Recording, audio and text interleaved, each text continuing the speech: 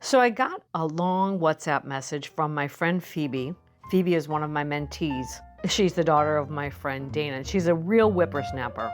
She's one of those kids that's always been a hustler. She's always worked, the camp counselor, the babysitter when she was too old to be a babysitter. That kid who raises their hand to do anything to make an extra buck. She's organized, motivated, and she thrives on hard work. So in working with her, one of the things we've been doing, and it's not only with Phoebe, it's with a couple of other people, we talk about how to shape their story. It's easy to feel when you're in a job search or you really want something that you have to sell yourself and you focus on what the company wants, what the job is, what you think they want to hear. And I like to bring it back to the person and get them to be really clear on the 3 or 4 things they want people to know about them. In the case of Charlie, when he was looking for a job and interviewing, Charlie's one of my friends I've spoken about in the past. He's the son of one of my besties, Lisa. One of the things I told him to say in the job interview is that he's always been an early bird gets the worm type of person. And he's always been the guy that hustles for a dime. He was selling toys when he was like 10 years old. He'd go and collect people's unwanted toys, take them in a wagon to the schoolyard and sell them. And in an interview, you can sound personable and reveal something critically important about yourself that a smart interviewer will pick up on. In the case of Phoebe, she's always loved fashion. She looks really good. She dresses well. And she's had experiences in fashion, but that's not where she wants to go. So when she's speaking to companies, one company she's interviewing with is in media relations. Another company is in design services. I helped her weave into the story the fact that she comes from a family that has been operating in the entertainment business, television, music, and her mother is a decorator. That's relevant to who she is.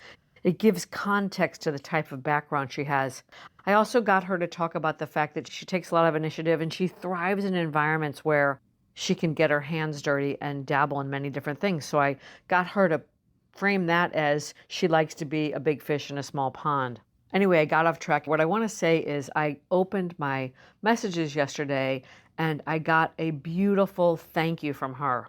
I had set her up to speak with a very senior executive in a hot company. She told me what she said. She gave me some sense of what he had asked her and how she had responded and how she had integrated everything we talked about into her responses.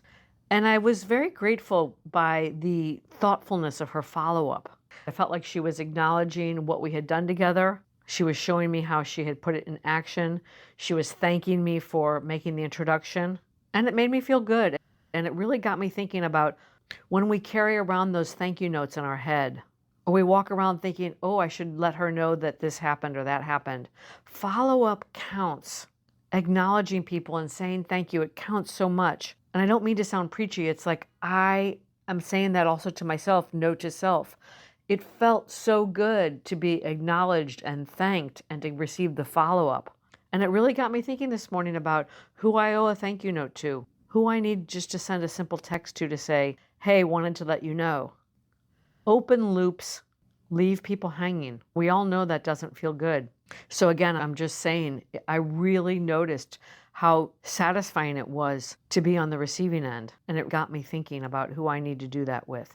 That includes some people who have reached out to me who I really have not followed up with myself and need to either make a date or let them know that I don't have time. I've just left them hanging.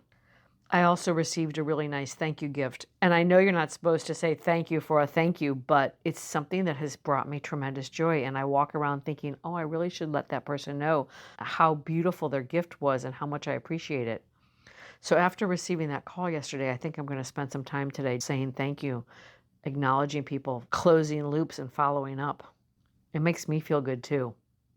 I don't know who needs to hear that, but I thought I'd offer that up for today. That's all for now.